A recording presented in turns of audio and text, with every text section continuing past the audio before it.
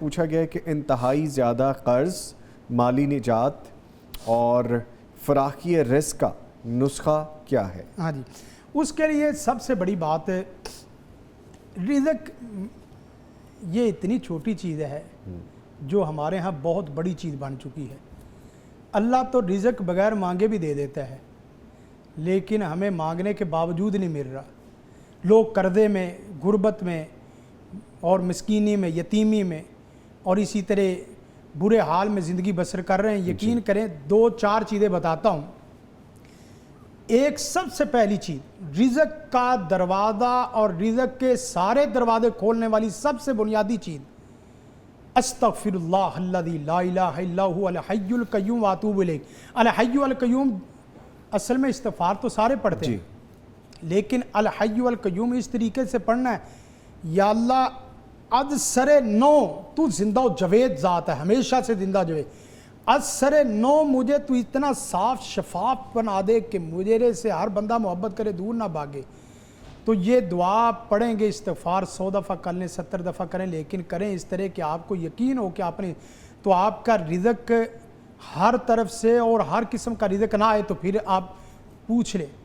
دوسری چیز جو بہت اہم ہے، میں نے خود اس کا تجربہ کیا ہے کہ استغفار کا بھی اور ایک یہ دعا، یہ بہت اہم دعا ہے.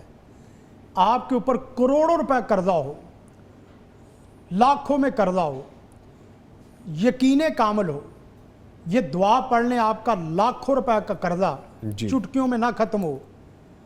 تو آپ اس کو دیکھیں، کون سی؟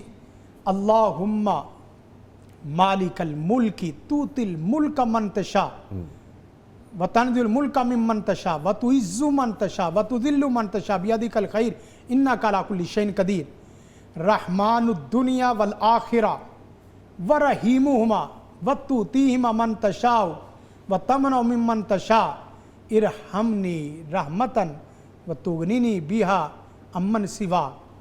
اتنی جامع دعا، یقین کریں کہ میں نے دیکھا ہے، ہم تجربات بھی کرتے رہتے ہیں ساتھ اس کے تجربات. جس کو یہ دعا بتائی ہے، اللہ کے فضل و کرم سے وہ سرخ رو ہوا ہے، چاہے اس کا لاکھوں کروڑوں روپے قرضہ کیوں نہ ہو.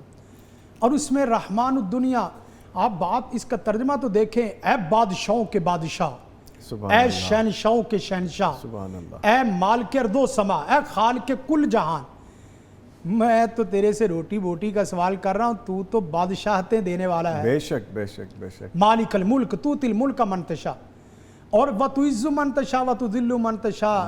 رزق ہو عزت نہ ہو تو پھر بھی بیکار،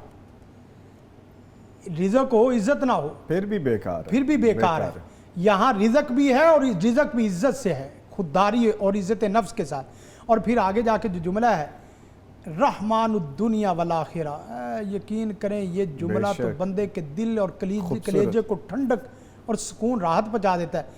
اے دنیا کائنات آخرت کے رحمان رحیم ذات، یہ میرے پیارے سونے رب کی، سونے پیارے رب رحمان کی یہ رحمت ہے بے شک، کہ جس کی وجہ سے پوری کائنات کھائی جا رہی اور چلتی جا رہی.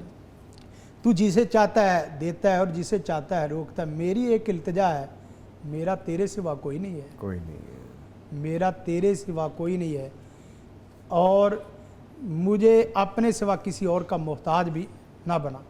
یہ دعا بڑی اہم ترین ہے. اور تیسری دعا جو اللہم اکفنی بحلالک عن حرامک واغننی بفضلک عمن سواک، یہ دعا پڑھتے تو سب لوگ ہیں. اے کاش کہ ان دعاؤں کا جو چھپا ہوا اصل مغز ہے، اصل مغز ہے، جو اثر روح ہے، وہ کسی کے اوپر کھل جائے. اللہ اکبر اللہ اکبر. تو دعا کا اثر باقاعدہ نظر آئے گا. اے اللہ تو مجھے کافی ہو جا رزق حلال کے ساتھ، میں لقمہ اور قطرہ بھی حرام کا نہیں کھانا چاہتا، غلط نہیں چلنا چاہتا.